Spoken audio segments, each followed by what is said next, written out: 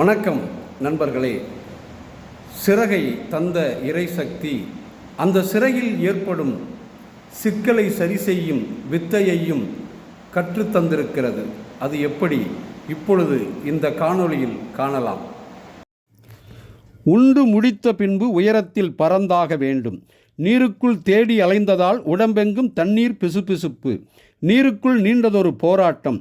நடத்தி உணவை பிடித்து பசி தீர்த்து பின்பு புறப்பட தயாராகும் நீர்க்காக்காய். வந்த வேகத்தில் நீருக்குள் விழுந்து விடலாம், பாய்ந்து பாய்ந்து புகுந்து விடலாம். ஆனால் உயர பறக்க வேண்டுமானால் அதற்கு தன் சிறகுகள் ஈரமில்லாமல் காய வைத்து பறக்க வேண்டும். சிறகை விரித்து வைத்து ஈரம் உலர்ந்து பறக்கும் வித்தையை இந்த நீர்க்காக்காய்க்கு சொல்லித்தந்தது யார்? இந்த நுட்பம் படம் பிடித்த என்னை வியக்க வைத்தது. பறக்க வேண்டுமென்றால் சிறகு தன்னிடம் இருந்தாலும் அதை பறப்பதற்கு தகுதிப்படுத்த வேண்டும். தகுதி என்பது அடுத்தவர் தருவதல்ல, நாம் நமக்கே கொடுத்து கொள்வதுதான்.